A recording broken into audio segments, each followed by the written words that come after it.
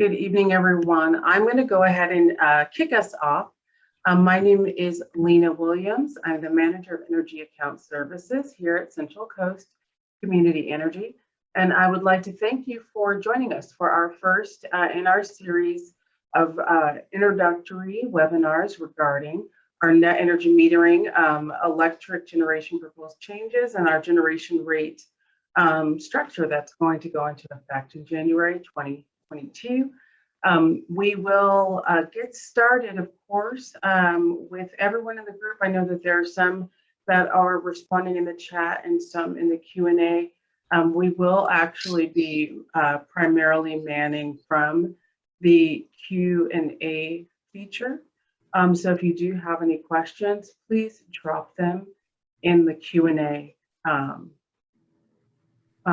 area at the bottom of your screen. You should have a little menu pop up if you run your mouse over the screen, and then you can drop your questions there.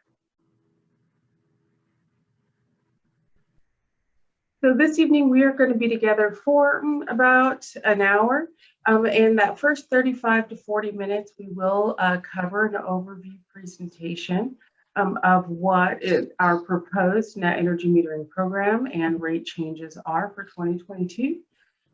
We will cover also our current approach, just to make sure for those of you who are not clear on how rates are designed right now. This will allow an opportunity for you to understand where we're starting, as well as then dig into what we're proposing for the future. Additionally, there will be some shared examples of what the net energy rates net metering program structure will look like in 2022, and other proposed changes and what the timeline for the start of those changes are. And then at the conclusion, we'll actually leave time for your questions to be answered. So we will be, if you could please drop your questions in the Q&A. Then once we get to the Q&A session portion at the end, then they'll be read live and answered directly during the Q&A portion of this webinar. So without further ado, the first thing I would like to do is actually take an opportunity to let everyone here that's joining from Central Coast Community Energy to introduce themselves. For those who joined us a couple minutes after we got started, I'm Lena Williams. I am the Manager of Energy Account Services. And I would like to allow the rest of the team to go ahead and introduce themselves to you all.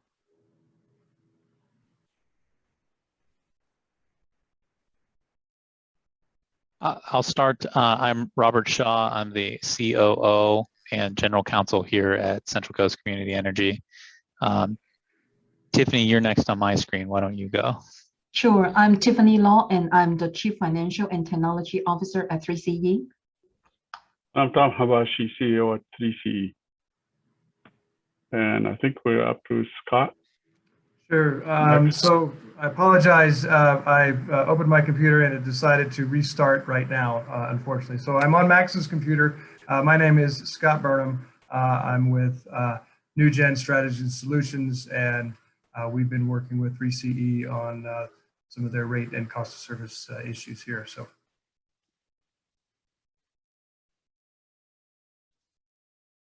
Thank you. And do we have anybody else from the New Gen team on? No, not right now. All right, thank you. All right, so without further ado, what I want to do, just in case there are some folks, especially for those who may be newer to Central Coast Community Energy, I'd like to just share a little bit about who we are. Central Coast Community Energy is actually a joint powers authority, and we're currently comprised of over 30 communities. And we are supporting the purchase of energy from cleaner and renewable sources to be utilized by the members of those communities, those represented here, who elect to participate in our energy programs. CCA actually works in partnership with the investor-owned utility. So currently we are only partnered with PG&E, but going forward by the end of this year, we will also be working with Southern California Edison to deliver the energy that we source on your behalf. So you continue to have PG&E or Southern California Edison as your delivery mechanism, and they're also continuing to provide your billing and your meter read services. Your net energy metering agreement as a solar customer continues to be with your investor-owned utility. So kicking off with our current approach to rate design, and most customers may not already be aware of this, but we actually start with an approach that includes first taking a look at what our partner investor-owned utility, in this case PG&E's generation rates are. And then from that, we're subtracting the power charge and difference adjustment and any other fees that may be imposed by PG&E that are sanctioned by the CPUC for our current customers and participants. And then we look at applying a discount across the board, discounting that resulting rate by that same amount for all customers, regardless of rate class, regardless of usage. Everyone has that same percentage of cost benefit. Within that current approach, the biggest pro is that it ensures that every customer that is enrolled with 3CE will do better with us than they would if they remained with PG&E strictly for their generation services. But then on the downside, right, the cons, it doesn't reflect the true cost that it is to serve a customer, but also it requires us to follow the PG&E legacy rate structures, and those are actually really designed to support PG&E's programs and not really with CCAs in mind. And then it also requires 3CE to adjust rates as often as 6 times a year. So anytime PG&E changes generation rates, we have to respond in kind and adjust our rates. So that can happen several times a year. Just to have an example of what the generation rates have done since Central Coast Community Energy has been in operation, you can see that they have changed their generation rates many times over this very short span of time. And this is an example of what we mean when we say that we have to respond in kind and adjust our rates, redo that calculation every time PG&E makes an adjustment to their generation rates. So over the years, we've kind of provided our customer cost benefits in 2 different ways so far. The first, when we first launched service in 2018, we actually started off with a rebate structure in which our customers received a 3% discount off of their generation rates that they were billed during the year of 2018. In 2019, we increased that savings rebate to 5% off of the generation rate savings for the bill generation charges for 2019. But we realized, of course, in that structure, right, even though the customers were experiencing a benefit, they were really having to wait all year, right, to see that to fruition. So in 2020, we actually shifted to having our savings or our discounts embedded in our rates. So you could actually see that in a monthly on-bill discount of 7% on the generation rates. And that was from January through April 2020. And as we know, of course, the entire world was impacted by COVID-19, but our customers here on the Central Coast were able to receive the benefit of our response, which was to immediately deploy back into back to our customers, actually, in the form of a on-bill reduction in the months of May and June, a savings of 50% off of their generation rates. So for our customers in the months of May and June, that on-bill savings was there. And then from July 2020 to current and going forward through September, we're continuing with we had and will continue with a 2% discount. And this is across all customer classes. So the end result was that there's been over $50 million in savings during this period of time to our customers. So our future approach to rate design actually includes calculating the actual cost to serve customers in each class, including things like the power supply costs, the general and administrative expenses, the energy programs that we deploy, and maintaining and funding the rate stabilization reserves. Additionally, we are segmenting the customer classes based on size and consumption profile. So that's something that we hadn't done before to evaluate and do analysis there. We're allocating average annual cost to various customer classes, adjusting cost allocation to make sure that every customer class will save relative to what they would spend remaining with PG&E, and then design rates, right, to recover the cost to serve each customer, and looking at that from the specific perspective of what it costs for the customers in each specific rate class that was evaluated. So within that future approach, what that means is that we significantly reduce the number of the rate schedules. So we had 79, and we got that down to 41. It more accurately reflects the cost to serve the customer classes. So we're actually looking at it, customer class by customer class and saying this customer, right? It kind of fits into this particular bucket and grouping those together. Making necessary adjustments to ensure that the transition for all customers is orderly and it's in a true reflection of cost of service. And then immediately eliminating the need for the numerous annual adjustments. Like you saw on our introductory slide, and I have referenced so far, these rates will be in place for actually 3 years. So once they go live in January of 2022, they will be in effect through 2024. And then, of course, for all customers, having the ability to actually provide simplicity, to provide options, and I will discuss some of those going forward. Stability, certainty, accuracy, and fairness to the rate design, because we're looking at each group individually as opposed to across the board.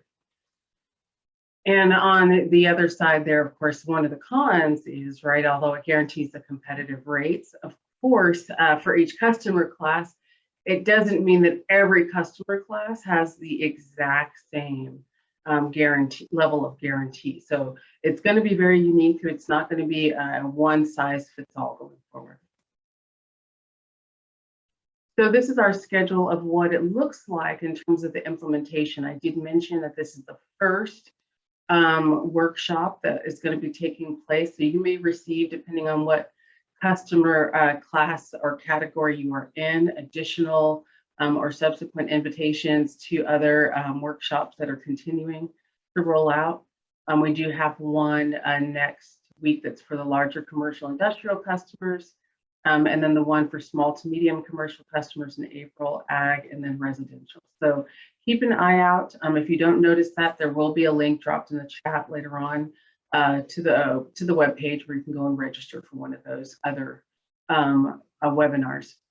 Additionally, we of course are going to go through our internal process. So there will be a review of these rates by our operations board, an additional review of the proposed rates by our community advisory council.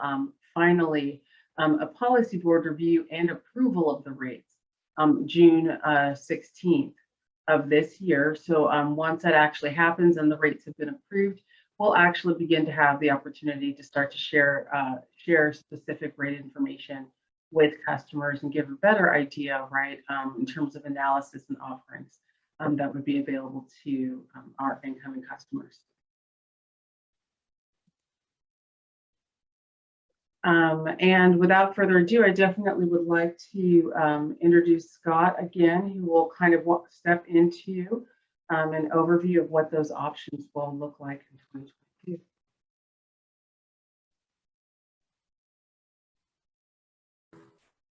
All right. Can everybody hear me okay? Lena, can you hear me? I can hear you great, Scott. Thank you. All right. Thank you, Lena. I appreciate the introduction. And thank you, 3CE customers, for the opportunity to talk to you this evening about some of the changes that are occurring at 3CE and specifically around some of the net metering rates. What I want to talk about is some of those changes to the rate options, some of the changes to the net metering rate structures and programs, and then take a look at some example bills and sort of walk through some of those scenarios there. As Lena mentioned, one of the intent of some of these rate changes is to offer options and rate options.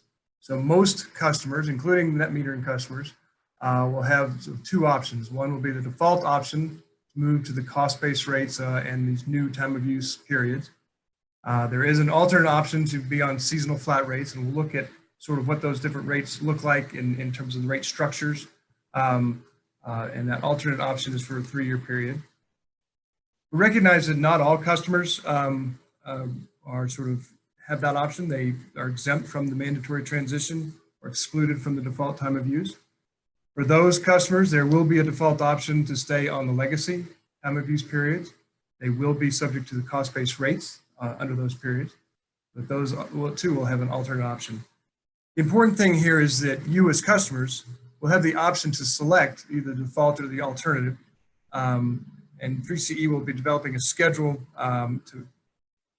for you and allow you guys to sort of pick which is the best. As Lean mentioned, we're going to wait until these rates are approved by the board.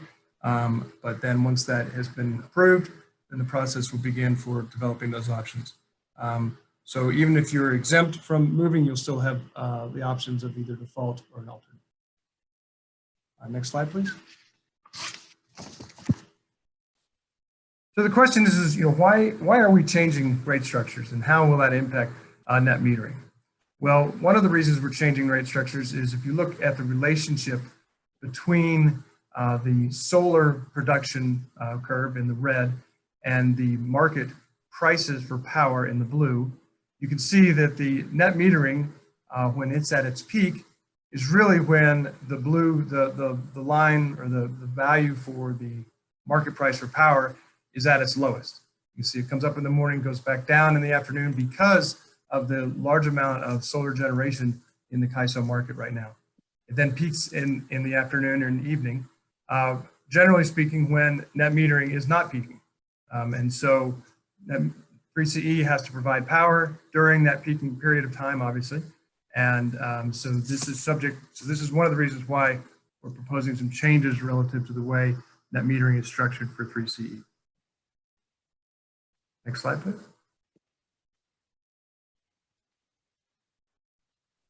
So in this graphic, you'll see we have a series of lines, and the first is the wholesale market price, similar to what we just saw in that previous graphic there. That's the market price for energy. You can see that it goes along in the early hours and then peaks about 7 or 8 p.m. at night when the system peaks. The next line are rate curves, and these rate curves include sort of the old time of use rate, which is the legacy rate. You can see there's the various on and off peak periods and the in-between periods there on that rate structure. That's the legacy rate. The current time of use rate is next, and you can see it's starting to come down a little bit. The peak is not quite as high, and it's a little more narrow relative to sort of trying to meet that market peak. The next line you'll see is our proposed new time of use rate, and you can see the intent here is to try to align our pricing, our time of use pricing with the market. So we're trying to capture that peak period of time in the market that you're seeing increased prices and taking advantage of the off-peak period of time. As we mentioned before, there is the default option. The default option is to have a flat rate that obviously has no variation within time of use. It is a seasonal rate, so it'll vary by summer and winter, but during the day would have no variation. And of course, obviously, intent with any rate design is to recover costs. And so we're trying to align all of these proposed new rates with the rates that we're seeing from the wholesale power market. Next slide, please. So what are the changes that we're proposing to see in the net metering rates?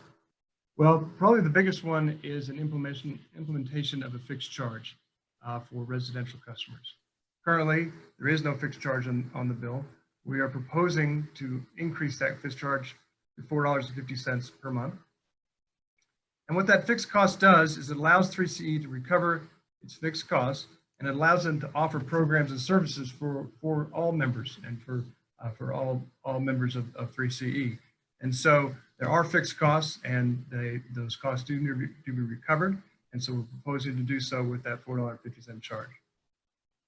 Another change we're proposing to make is in the way that the billing cycle works. Right now, the debits and credits are sort of reconciled on the anniversary of when the net metering customer interconnected. In the future, it'll be basically every month They'll be credited and debited according to how much production excess goes back to the system and how much the net metering customer uses. At the end of the year, that will be trued up. So there'll be sort of caps in place, and if your balance in your account is over a certain amount, then you can get that as a check. If it's less than a certain amount, then it'll just roll forward as sort of a billing credit to your system or to your bill. We're also proposing some changes in what we call the NSC, the Net Surplus Compensation. That's the rate at which 3CE is paying for energy that comes off net metering systems and comes back to them. Right now, it is a blended average between 3CE's wholesale and retail rate charges. In the future, if you're under the time of use rate option, the default rate option, that's going to be based on the wholesale price for power. If you're on the seasonal flat rate option, then that NSC is going to be based on the retail rate. So again, it's going to have a summer and winter component to it, but it's going to be based on sort of the embedded retail rate charge.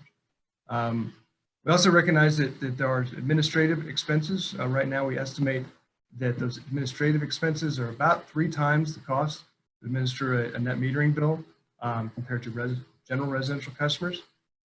We're hoping that these changes are going to reduce costs for 3CE to generate those bills, but there still will be some costs incurred for this program. Next slide, please. So obviously, one of the considerations in the rate design is the PCIA, the Power Cost and Difference Adjustment Charge. In 2020, when PG&E put together their PCIA costs, they were over collecting generation costs in 2020. They recognized this and had proposed a credit for 2021. So that credit equals about 1.2 cents per kilowatt hour. That refund or credit is actually refunded to CCA customers right now through that PCIA charge for those customers that are applicable to this refund mechanism. But it really is a temporary refund mechanism. And the PG&E generation rates are going to go back, and that temporary credit's going to end at the end of this year. So PG&E generation rates will go back to sort of what they should have been without the overcollection credit in January of next year. And so this has impacted the way that 3CE is proposing to change its rates. One of the reasons why we're pushing to change our rates on January 1 of this following year, because the comparison between 3CE rates and the comparison between that and PG&E will be more straightforward because the PCIA will then no longer have this temporary credit. Next slide, please. So let's talk a little bit about some bill comparisons. And what we're looking at here is 3 different scenarios, and we've got 3 different sort of residential customers in this comparison. The first customer we're looking at is a customer without solar, so it's just a regular residential customer, if you will, who uses 500 kilowatt hours of energy per month. The second customer we're looking at is a customer with a relatively small size solar, has a solar output of about 150 kilowatt hours in a month, so their net consumption, or the amount that they're purchasing from 3CE, is about 350 kilowatt hours for that month. Then the third example we're looking at is a customer with a relatively large solar facility. That solar facility is generating 1,000 kilowatt hours in a month. So they're effectively not buying any energy from 3CE. And in fact, they're generating excess, and they're sending back 500 kilowatt hours excess power in this month. So when we look at sort of the current time of use rates, and we look at the current time of use rate structure, we see there is no customer charge now.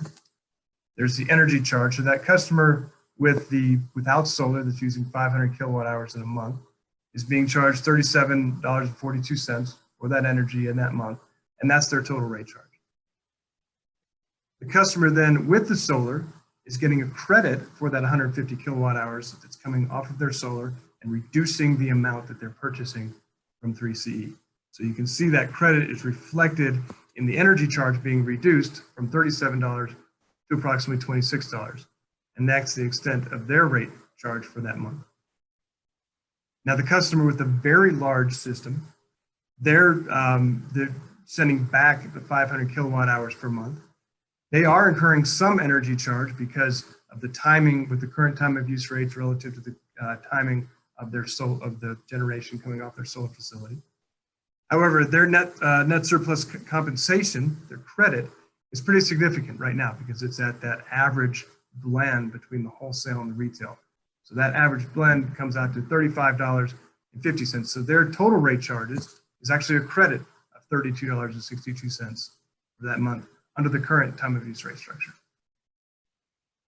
Next slide, please. Now looking at the same three types of customers under a proposed time of use rate structure, we have the customer without the solar, the customer with the smaller solar, and the customer with the large solar. Customer without the solar, then this is where we see that customer charge, $450 per month. That applies to all three of these customers. The energy credit, of course, for the without solar is applied to the 500 kilowatt hours for $30.42. So their total rate charge then is the combination of those two rate charges. That's right. The customer with the solar, then the 350. You'll see as soon as we get that slide back up. Sorry. That's all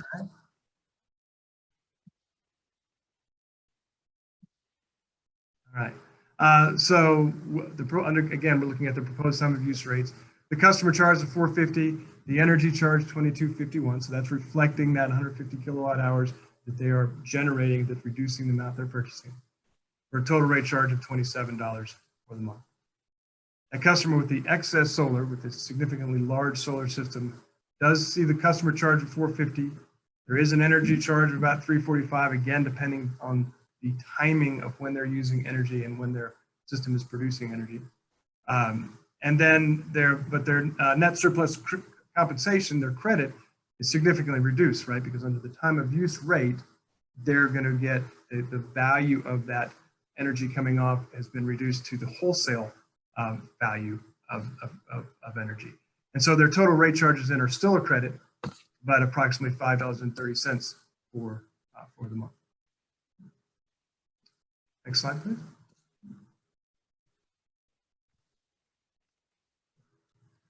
So under the last scenario, we're looking at the proposed time of use rate. Oh, sorry. I'm looking at the proposed seasonal flat rates. And under that's right.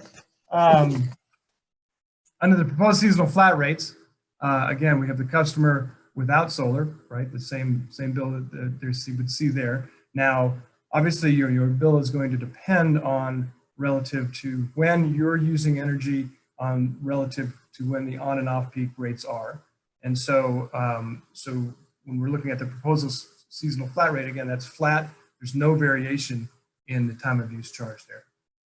So the customer without solar then sees the customer charge of $4.50, an energy charge of about $30, so a total rate charge of about $35. The customer with solar, with the smaller solar, again sees that customer service charge of $4.50, an energy charge of $21, so a total rate charge of about $25.76.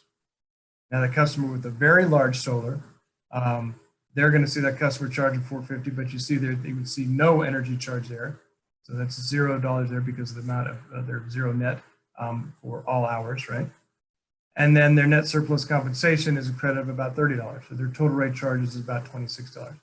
So again, your usage is going to sort of dictate whether or not the proposed seasonal flat rate makes more sense for your system, or whether or not the default proposed time of use rate is more beneficial for your system. And your bill is going to depend very much on when you're using power and relative to the on and off peak rate structure, and when you're generating power from your net metering system. Next slide, please. So overall, the intent of this rate change is to address the subsidies that is occurring between sort of the net metering customers and non-net metering customers. The proposed rates does not eliminate the full subsidy, but certainly does help address it from a cost recovery point of view. And again, the customer charge recommendation provides a portion of that fixed cost recovery, and again helps fund some of the programs and the fixed costs incurred by 3CE to serve you as customers. The options with the time of use rates do reduce the subsidy as customers, as we showed you in that graphic there, with the net metering customer that's generating excess power during the middle of the day when the market prices are low relative to the power that's required to purchase from the wholesale market to serve that customer during the higher price periods. And then the flat rate really is meant to sort of simplify some of the administration of the net metering customer billing, and also sort of reducing that incentive relative to the new time of use rates. All right, I believe that is what I have. Lena, I will turn it back over to you. Thank you very much. Thank you, Scott. So to sum it all up, really, we're looking at a new design that actually, with cost of service, allows us to support customers in many ways. And one of that being simplicity, of course, competitiveness, because we're continuing to offer competitive rates for every customer class. Predictability in the sense that we do have, for the first time, the ability to offer a rate that is in place for 3 years. So there won't be a lot of reactionary shifts, right, and changes to our rate structure. You'll be able to calculate and know where you stand. Fairness, because we actually use the same criteria to evaluate each of the rate classes. So we're actually in a better place in terms of grouping like with like to actually put together the rates. And then, of course, providing those options.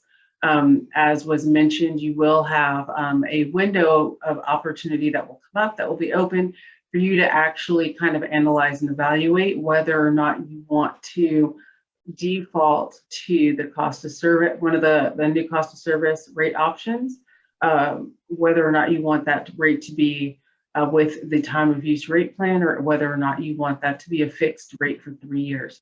So you'll have an opportunity to evaluate that, determine what works best for you, whether it's your home or your business, and then register and enroll in the rate plan that will make the most sense for you. Additionally, this allows us or helps to utilize the rates to actually shift some of the usage behavior changes that are better for the grid, and of course help us reach our climate goals on the Central Coast. And then, of course, as customers, you continue to have the benefit of accessing energy programs as well. So now we are at our Q&A portion of our conversation here. What I am going to do is I'm going to go ahead and bring up, at last check, I think I saw a little over 40 questions. Now we have 70 questions. And what I'll do is I'm going to leave the screen share and go ahead and read aloud some of the questions as they have popped up. So what I'll do is I will read the question out loud. The member of the team who has that question, I guess, readily at their discretion to answer, then you can go ahead and answer that question live for the rest of the group. I will go through, and if there are some duplicates among the questions, because there may be some folks who joined afterwards, that will be able to actually help jump in.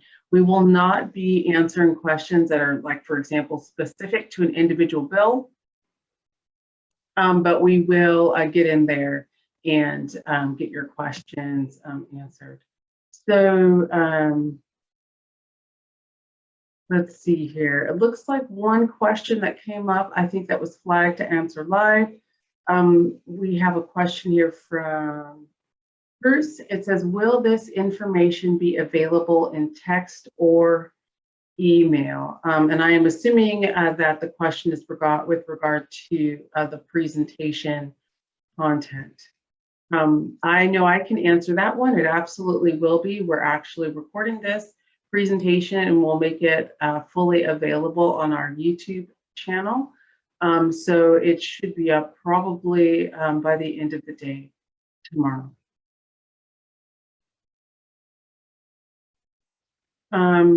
Let's see. I have a question regarding PG&E's energy indifference adjustment. There's a customer here who would like to know if we know why that gets applied to the bill after true-up.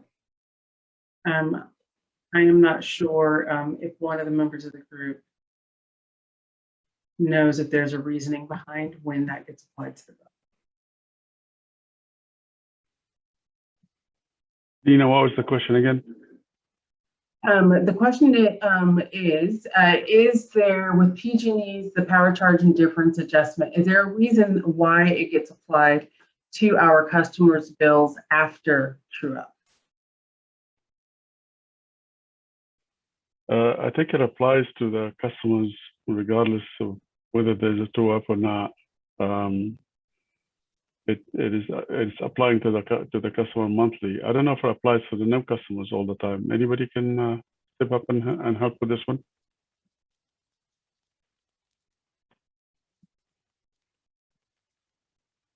No, Okay. Tom, that's a question I'm happy to look into and try to get back to the questioner. Lena, if you can note who that questioner comes from. It actually says anonymous attendee. Yeah. It's generally if the customer is a net consumer, then that net consumption will show up on the PG&E bill, and PG&E will charge them PCIA for it. If the customer is not a net consumer, if the customer is a net generator, then they will not be charged any PCIA. That's how I understand it to be. I think there's a question here about, is this going to be reminiscent of Texas? That was the first question that was asked, and I just want to assure the audience that our rates are set for the year. They don't change on an hourly basis as the case in Texas. So there will be absolutely no equivalence between our rates, whether it's for NEM customers or otherwise, to what happened in Texas a few weeks back. Thank you for answering that question, Tom. So there was a question here: what would my cost per kilowatt hour be at night with a new charge? I charge my electric car at night. If the group doesn't mind, I can answer that one. We actually do not specifically have those rates available yet. However, we do intend to mirror the rate offerings that are provided by PG&E, just utilizing our cost of service model to determine what that rate will be. So when the rates are approved by the board, they will be posted publicly on our website. So you would be able to take a look at the related electric vehicle rate option that is there, and for that answer later this summer. And for now, just to help quickly, generally between 11 o'clock in the evening and 7 o'clock in the morning, that may be the best time now.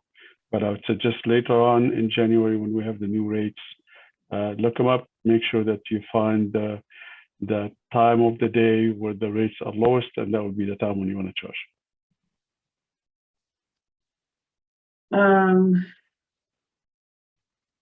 So I have one that says, what is your opinion of the net energy metering 3 proposed by the CPUC? Are we using any of their guidelines?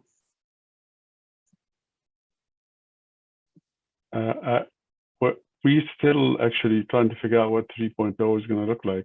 Matter of fact, I'm trying to wrap my head around the 2.0, and I'm just about, when I got there, now I'm hearing about 3.0. So we at this point, we don't have an opinion about what's going on with 3.0, and but we are looking into it. It's likely, from everything I've read so far, it will not be very kind to NEM customers. Thank you, Tom.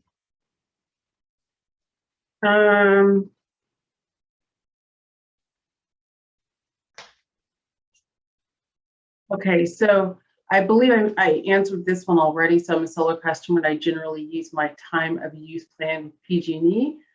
Will your rate, will the rate designs you are discussing today be the ones I will choose with PG&E? So that was so that may have been covered, but not necessarily clear. So yes, it will be, but our structure will be slightly different. So we will have the same time of use rate offerings. It's just that the way that we determined what the rate will be under our cost of service model. So your time periods will be there, and when the rates are published, you could actually look at the site of the rate schedules online and make that comparison to your existing rate plan. But you would still select whatever your rate option that you select with PG&E is the one that we are referencing here on our side as well.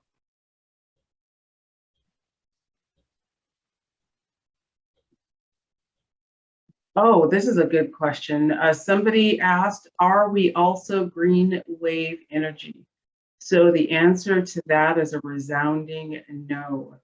If I am remembering correctly, Green Wave Energy is a for-profit gas company. Perhaps somebody else on the team may have more specific details.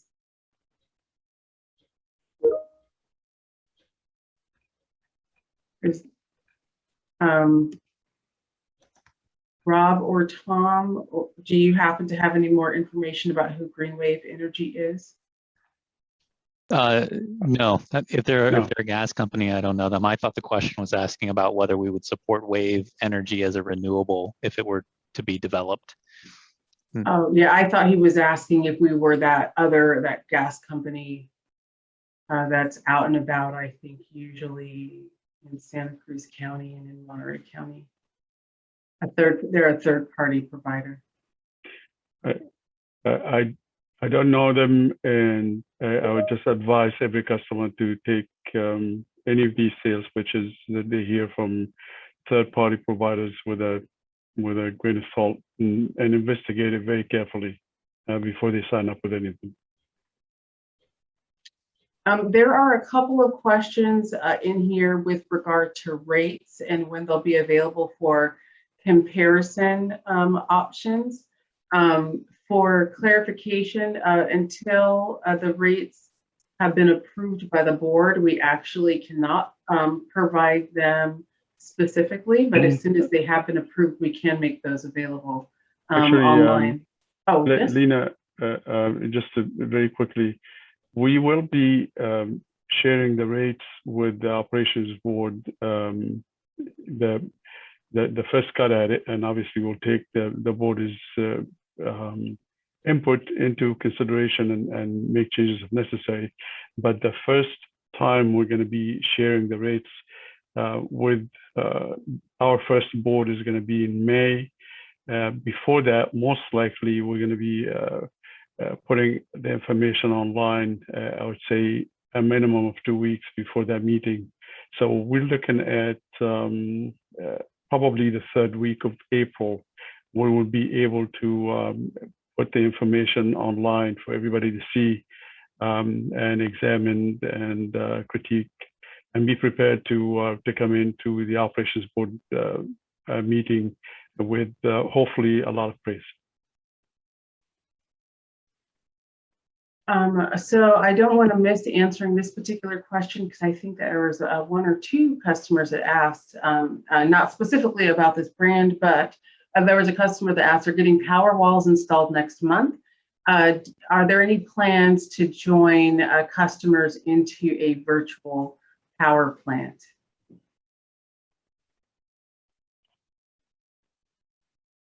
I think from a virtual power plant standpoint, I mean, certainly we are continuing to evaluate the potential of aggregating those energy sources that are existing. There's components of that from a regulatory standpoint that still need to be addressed, but certainly we're looking at that opportunity and see that as an opportunity as we move forward and answer some of those regulatory questions. Not in the short term, but in the long term. Aggregated energy is something that we want to evaluate. Thank you, Rob.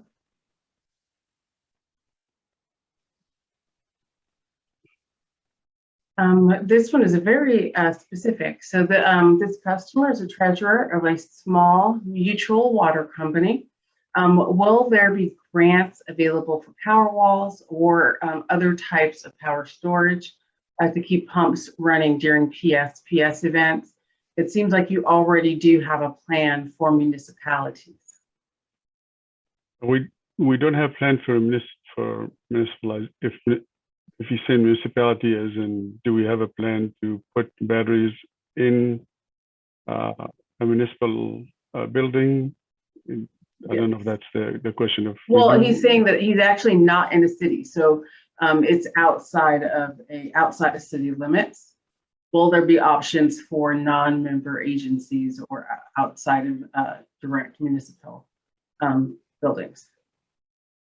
So we're working to address the intermittency and the disruption of public safety power shutoffs in a few ways. We do have the UPS fund that the customer, I think, is alluding to for public entities and kind of public good entities. Some aren't public operations. On the private side, we've looked at a couple of different options, but the biggest opportunity there is to work closely with PG&E to look at substation backup opportunities so that power can be supplied at the substation and we won't have widespread shutoffs. So that's an ongoing conversation with PG&E. And John, if you're in Los Gatos, then I think you might want to talk with maybe the CCAO over on that side of the hill as well. All right. Okay, I'm going to throw this question out there because there may be others. The current bill is very difficult to decipher. Is PG&E making it hard on purpose? I don't think that's a question for us. That's a question for PG&E. I mean, I share the person who asked the question is frustration sometimes. Looking at the bill, I can't decipher much of it. And I do what most of you probably do, which is just to pay it and move on. So there was a request that says, please provide rates and locations where they will apply so that we could estimate our own rates or provide a website that can calculate them and compare with our current actual rates. I'm going to answer that one for all because we actually will be doing that. So we do have a web page already, and that will be dropped in the chat before we finish up our Q&A here. And there will be later, once the actual rates are available, we will have that page updated with a comparison tool. So you'll have that available to compare your bills and your rate options.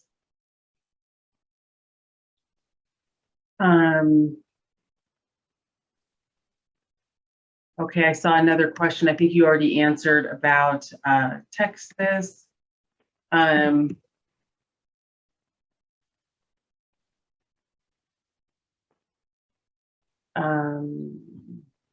think there's a question here about who approves our rates. This may have been, the answer to this may have been missed earlier on. Is there anyone else on the 3CE team that would like to talk about the approval process for our rates?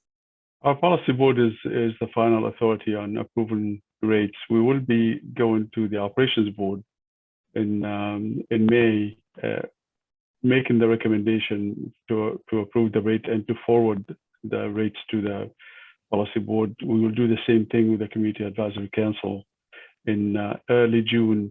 Then finally, we'll go to our board in the third Wednesday. We'll go to the policy board asking for final approval. Thank you, Tom. And there's a follow-up question to that says, what if the board doesn't approve the rate changes? The board will send us back to the drawing. If they don't like what they hear, they will ask us to make certain adjustments. We'll go do the adjustments, bring it back to them in September. Remember, the rates will be applicable in January. At one point or another, they're going to have to approve something. Something. Yes. Thank you.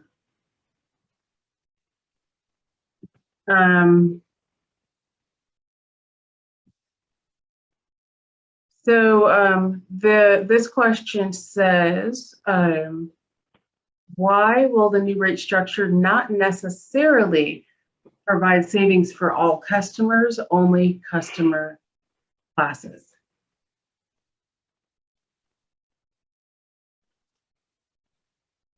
I'm sorry, I don't understand the question. Say that again. I think what they're asking is what the rate structure, it will provide savings for all customer classes, but not necessarily all individual customers. I understand. I think if we define savings as something lower than PG&E, then you're right. It's not going to be for every single customer.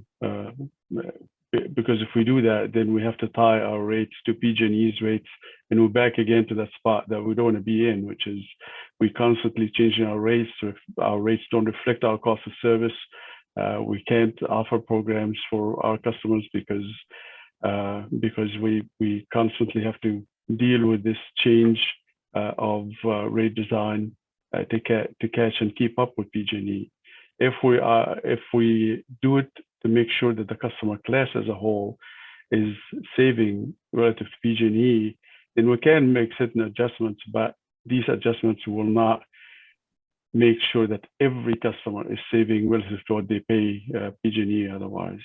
But the entire customer class will be saving.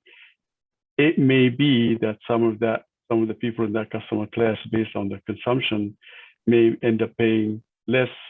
Other customers may be even paying less than them based on their consumption. Between customer classes, we may find one customer class is paying 2% less than what a similar customer class at PG&E is doing, while a different customer class is paying 10% less. So far, the number seems to indicate that just about every customer class will be doing really well. With the exception of standby customers. They are the ones that probably will be doing very close to what PG&E would be charging them if PG&E was their provider. So when we begin to reveal all the numbers to all the different customers, when we take our final recommendations to the board, I think the folks that, whether they are NEM customers or otherwise, will be pleased. Thank you, Tom. We do have several questions in the feed asking about whether or not these changes apply to NEM 1.0, 2.0, all of the above. I think there may need a little bit of clarity there. Yeah, I think I want to repeat, especially for the NEM customers. If you are gonna move to the new time of use, then you will be moving to the new time of use. So PG&E basically said you are gonna get defaulted there. That's it. There's no change. There are certain customers that are being told you can hold on to your old time of use for another 2 years or 3 years or 5 years or 10 years, or you can hold on to it because you are a specific class of customer. All those folks, whatever PG&E tells them that they can do, they can do. They still can do it. We just need to keep in mind that our rates, so that if it's on the old time of use, fair enough, they will be on the old time of use, but our rates to them will reflect the cost of service that we have. So they will have a different cost of service for each different time of use period. Thank you, Tom. Sure.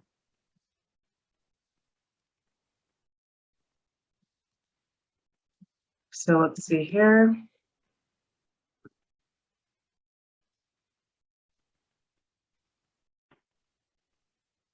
There may some clarification. So what are specifically the categories of the different rates that we're referencing? So in this particular customer's question, he was asking if that meant low income, middle, and high. But if I'm understanding correctly, what he's actually, what the question may pertain to is that we're actually, when we say customer classes, we mean residential customers, commercial customers, agricultural customers. So those are how the rates are classified. Yes, generally residential, commercial, and the commercial is split between small commercial, large commercial. Then there's industrial, there's ag, and the ag itself has two different classes. One small ag, and the other different type of ag, sort of ag with a component of industrial to it. There's also street light and traffic light. All these are what we mean when we say customer classes. These are the customer classes that we're talking about. And I want to add one more point. We also have a class called business electric vehicles. Yeah. Oh, yes. And of course, the net energy metering customers, those are the ones we're talking to now.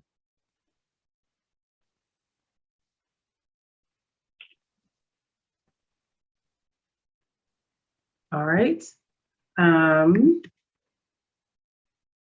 So for some customers, it may be cheaper to go with PG&E. Can one switch from 3CE to PG&E at any time? Yes, that's always been the case from day one. They can always opt out and go to PG&E, but if they do, they can't come back till at least 1 year later. Thank you, Tom. Let's see here. I'm trying to get past. We have a few duplicates in here.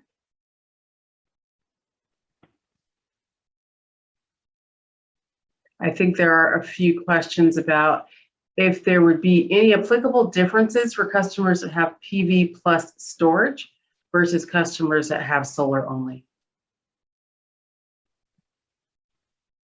I think so far the way we are doing our rates is to have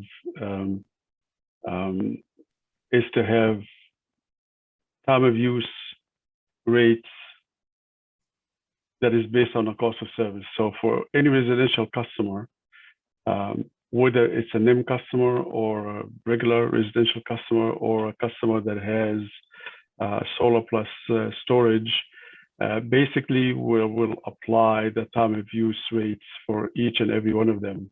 And therefore, if a customer does have a battery to go with their solar, they need to make sure that they operate, they charge and discharge. They charge when the price is lowest and discharge when the price is highest, and in doing so, they minimize their cost.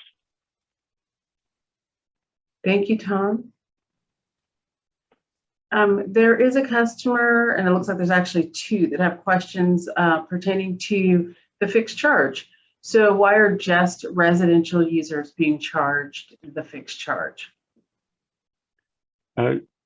Generally because it is a component of our cost, and it is for the residential customer tend to be a little bit more substantial percentage of the total bill. I would say probably roughly maybe 10 to 15%. But for the commercial customers, industrial customers, ag customers, that component is very small and could be lumped in with the variable component, which is the kilowatt-hour consumption. Thank you, Tom.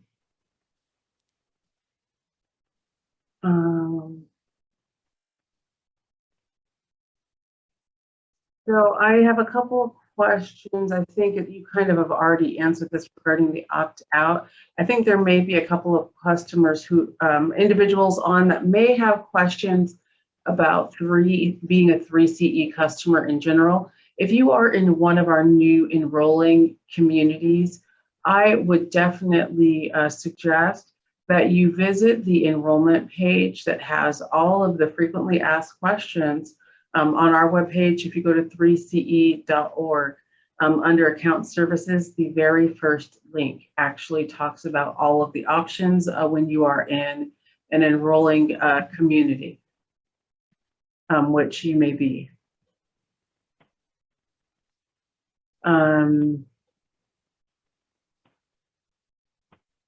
Here's a question.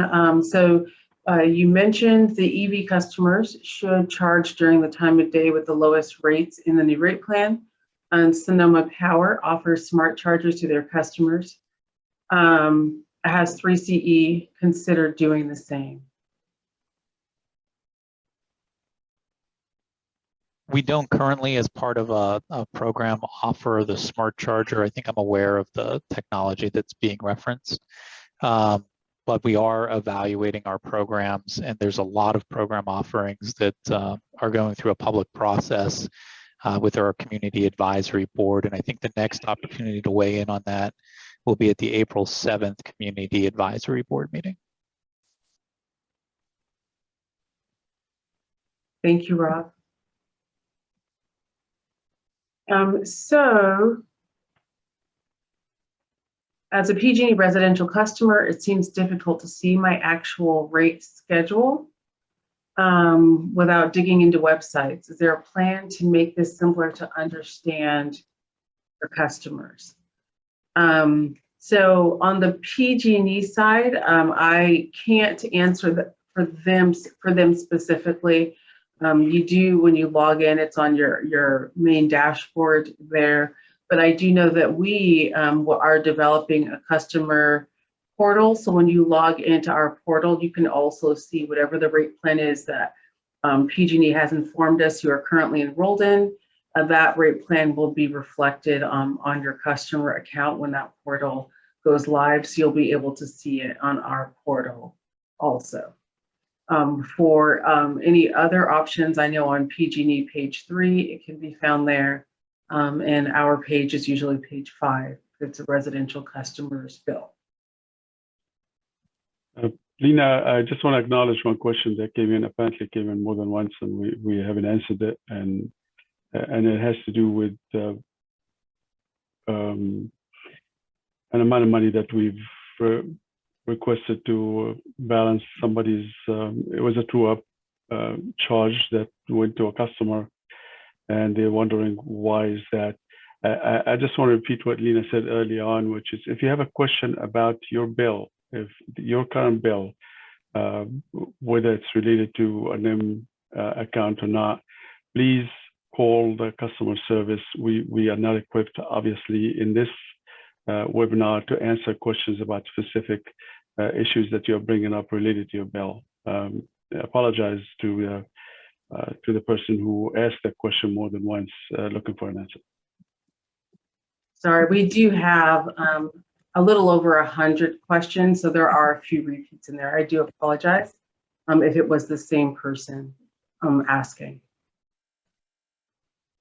Lena's trying to do our best, folks. It's 121 questions so far, not to mention all the work on the chat room. And eventually we'll get to all of it, hopefully, and we'll have it all be on the website. Sorry, Lena, Yes. Go ahead. Oh, no problem.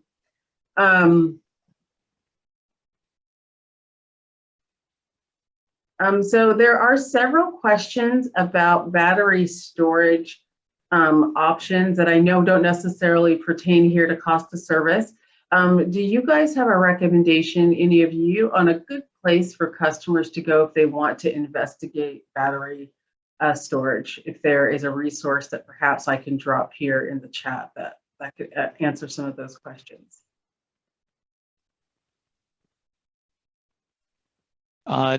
So it is a competitive marketplace out there. There's a number of suppliers, and the recommendations about what's going to work best for your particular installation, I think, is something that you should work with a trusted supplier if you want to evaluate that for what's right for your system.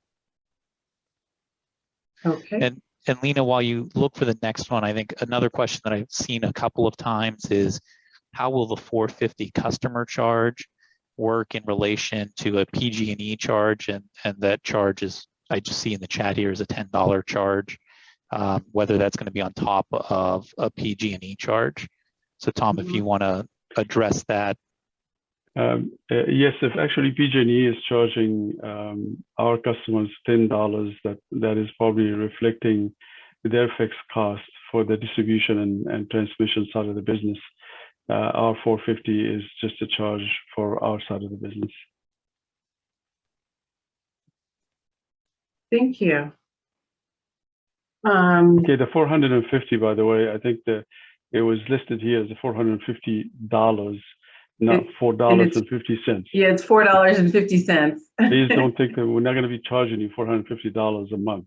Please, you know. All right, so go ahead, Susan. I mean, Nina. So I think we have time for a few more questions. I know we are slightly over time, but what we can do, of course, is also build out a frequently asked questions based on some of these here. But I did see one here with a question asking, what is the CAISO market? Well, the California CAISO market is the California Independent System Operator. That's the market where all the energy go in and all the energy comes out. So when we generate energy, we don't take it straight to the customer. We generate it and sell it into the ISO market at some imaginary hub. And for the customer, we buy it back from, not buy it back, but buy energy from the California ISO at our receiving areas or where the customer is at, and sell it to the customer. So that's how it works. We buy energy in the wholesale market, sell it to the California ISO. We buy from the California ISO at the retail end, then sell it to the customer. That's the simplest way, I think, to explain this one. Yes. Here's another good one. Does the new rate structure cap the amount of money that one can receive at a yearly true-up in the form of a yearly true-up credit? No.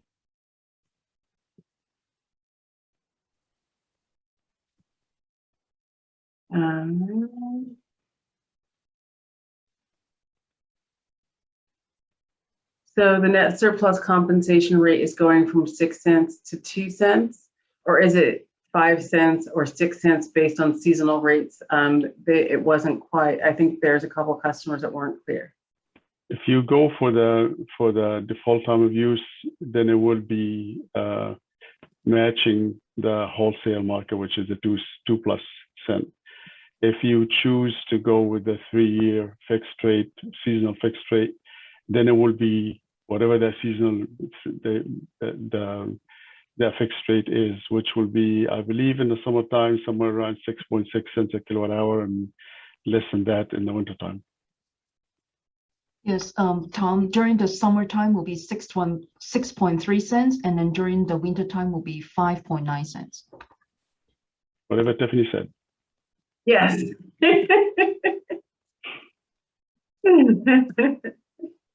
Thank you. Let's see here.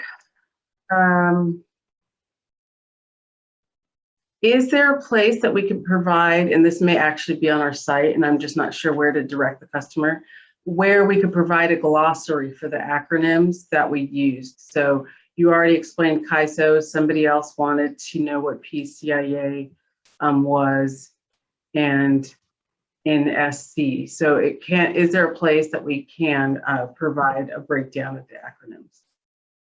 I think if we don't have it now, then we should have it on the website. We should add it, yeah. Yes. I'm going to make note of that, absolutely, so that we can.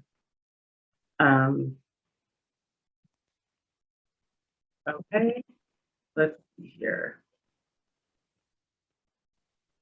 We already addressed the $4.50 question. Oh,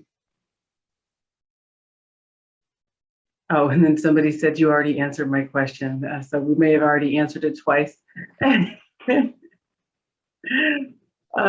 So in these examples, I'm seeing an average savings on total rate charges in a range of about $8 per month for the customer with a small array. So it will take a long time to see return on investment as a big picture that residential solar is not all that it was cracked up to be.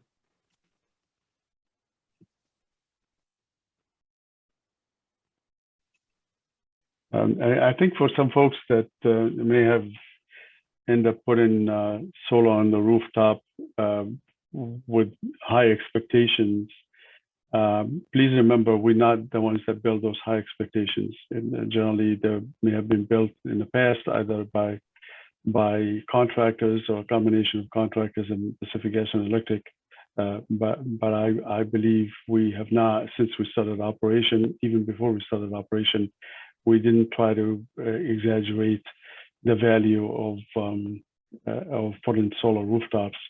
I think, however, the rates have been so far in the last 10 years or so are favorable to solar roof people who put solar rooftop. In our case, for example, and for the past couple of years, we calculated the amount of I can't find a better name for it except subsidy that were provided to net energy metering customers, and that number was roughly about $10 million a year for all of them, for all of our NEM customers, all 30-some thousand of them. I think with the new rate design, that subsidy will be reduced. It's not going to be eliminated based on the rates that we are offering. It's likely to go into the range of about $6.5, maybe $7 million, but it's not going to be as high as it used to. So it's up to the customer really to decide whether what the system that they bought was all cracked out to be. I have no idea what the various contracts that they've signed with solar rooftop developers were, but my guess is some of them probably end up paying too much. Thank you, Tom. There are, and I'll respond live just so that customers, since I see the repeat question, about will there be a place to compare the default rate and the new rate? Yes, there will be. We're actually going to have a calculator available later as we get closer to board approval, and you'll be able to actually go online and you'll have a lot of time to evaluate the rate option that makes the most sense for you. And Lena, while I just want to note in the chat, I see customers saying this is frustrating or confusing. They don't quite understand where we are, and I just want to acknowledge that, but also note this is that strange sort of spot where you as customers, we recognize, are looking for numbers, but we want to start a process different than what you might see at PG&E, where there's a hidden process and there's things that are filed and get approved, and it's told to you what the numbers are going to be. We want to start that dialogue with these workshops, work with the operations board, have a process to inform what those rates will be so that we can go back to the policy board and incorporate the feedback that we're hearing into that. So it is a different process than what the IOUs would utilize to set their rates. I want to acknowledge that, but as part of acknowledging that, acknowledge that wanting to start the conversation early with customers, as opposed to saying, here are the new rates, let me explain how they're going to work. This is a conversation to say, we're going forward and we are putting forward new rates that are going to be simpler to understand. They're going to work better for customers. They're going to cover our cost of service.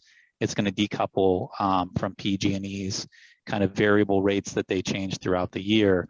And once our policy board approves rates, then we have another 6 months to talk about what the exact rate is.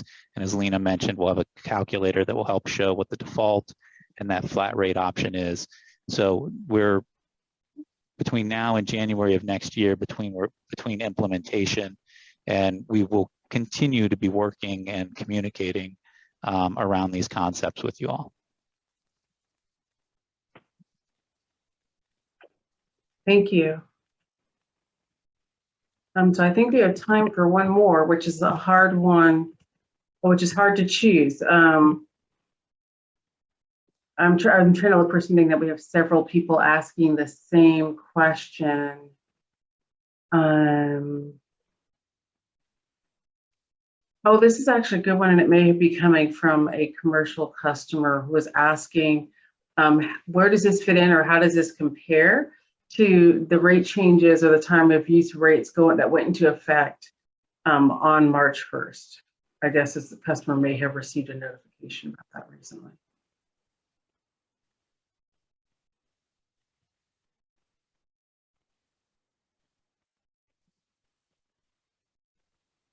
We know PG&E have changed the rates effective March 1st, and I believe they've gone up, if I remember correctly.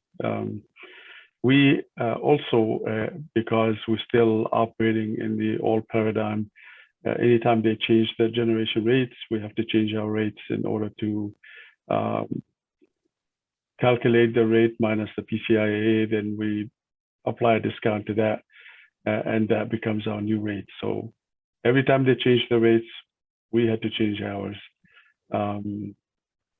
If that's the question, yeah, that's the answer. Why they changed it? Because that's what they do every year, and sometimes they change the rate several times a year based on number of factors that they take into account. So I think what we will do, if all are agreed, is we'll take the remaining. We still have, as more questions came in, we still have over 100 questions pending. And I would like to, since there are several repeats in there, both on the Q&A and on the chat, see if what we can do is create a frequently asked questions and put that together on the page that we have built out regarding cost of service. I believe that you should already have seen in the chat, if you had a chance to jump in there, that we did drop the link to the page, the cost of service page on the Central Coast Community Energy website, so that you can go there, not just now to take a look at and register for additional upcoming webinars, but also in the future. That is where we will actually drop in the rate comparison, a tool that will allow you to analyze the cost of service rate versus, for example, the flat rate. And then we can also upload the responses to the frequently asked questions here, since we do have the ability to export the chat and the Q&A, so that the customers who did not get an opportunity to have their question answered here will have an opportunity to actually pull that frequently asked questions. Since additionally, we do have in this group a variety of customers, residential, commercial, agricultural, all asking questions.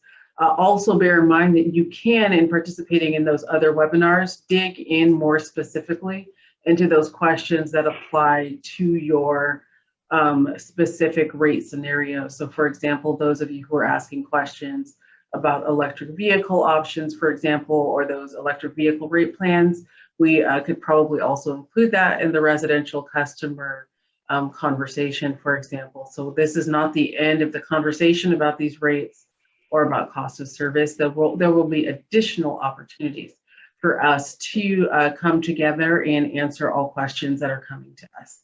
So I do want to thank everyone who had the opportunity to join us here and to attend. If you did register before jumping on and provide us with an email address, then we'll also be able to provide a follow-up email that has the link to the page that we discussed and a link to the page with the information about the energy programs that were mentioned, so that you also have direct access to the resources that we're providing for you here. I did want to thank everyone again for jumping on this evening. Like I said, this was a very large group, so I know that we did our best that we could to jump in and answer those questions, and I feel like there are more there that we can go in and address. But that way we'll actually be able to group in and get everyone all together and send out that follow-up communication. Are there any final words from the group here?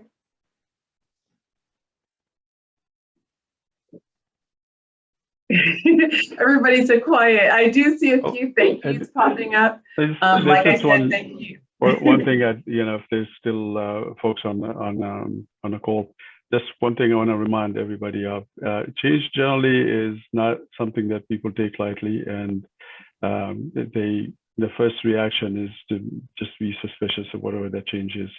We want to assure everybody that we are doing what's right by everybody, and that the change that is coming will reflect what the cost of our service, not more. In the first 3 years, we did the PG&E minus because, quite frankly, we wanted to be able to have some money put in reserves to deal with future tough spots or future rates when things fluctuate. We'll be able to kind of tap into the reserves and stabilize things. I think we're getting to that point now where we don't have to collect any more than the cost to serve you. And we want to do that in the most equitable manner for everyone. And that's what we are doing. And I think at the end of the day, when eventually we publish all of our rates, whether you are a resident or a commercial customer, or an air customer or an industrial customer, you will be pleased with the results that you're going to get. And with that, we'll say good night to all of you, and we'll see you probably in different webinars or probably online somehow. Take care. All right. Good night, everybody. Thank you so Bye. much for joining us. Thank you.